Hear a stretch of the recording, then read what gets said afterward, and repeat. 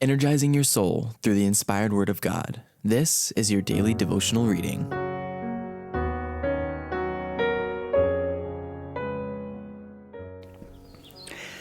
Our daily bread. The destruction of Jerusalem. January 5th. The Majesty of Heaven in tears. When Jesus wept the falling tear, in mercy flowed beyond all bound. When Jesus groaned, a trembling fear seized all the guilty world around. The Majesty of Heaven in tears. Jesus wept. John 11:35. The Majesty of Heaven in tears. The Son of the infinite God, troubled in spirit, bowed down with anguish. The scene filled all heaven with wonder. That scene reveals to us the exceeding sinfulness of sin. It shows how hard a task it is, even for infinite power, to save the guilty from the consequences of transgressing the law of God.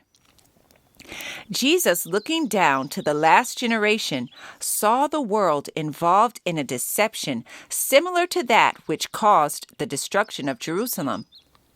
The great sin of the Jews was their rejection of Christ. The great sin of the Christian world would be their rejection of the law of God, the foundation of His government in heaven and earth. The precepts of Jehovah would be despised and set at naught. Millions in bondage to sin, slaves of Satan, doomed to suffer the second death, would refuse to listen to the words of truth in their day of visitation. Terrible blindness, strange infatuation. 2 days before the Passover, when Christ had for the last time departed from the temple, after denouncing the hypocrisy of the Jewish rulers, He again went out with His disciples to the Mount of Olives and seated Himself with them upon the grassy slope overlooking the city. Once more He gazed upon its walls, its towers, and its palaces. Once more He beheld the temple in its dazzling splendor, a diadem of beauty crowning the sacred mount. 1,000 years before, the psalmist had magnified God's favor to Israel in making her holy house His dwelling place. In Salem also is His tabernacle, and His dwelling place in Zion. He chose the tribe of Judah, the Mount Zion, which He loved. And He built His sanctuary like high palaces. Psalm 76:2, Psalm 78:68 and 69. The first temple had been erected during the most prosperous period of Israel's history.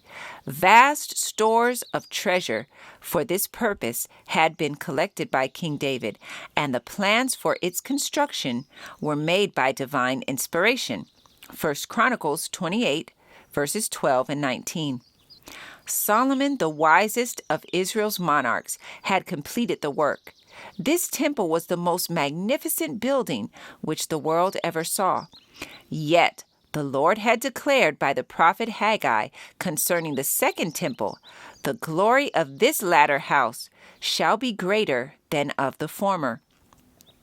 I will shake all nations, and the desire of all nations shall come, and I will fill this house with glory, saith the Lord of hosts."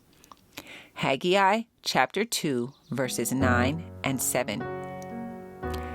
This passage was taken from The Great Controversy, pages 22 and 23. Our Daily Bread, January 5th. I encourage you to be ye doers of the word and not hearers only. Thank you for listening, and be sure to join us tomorrow for your daily devotional reading.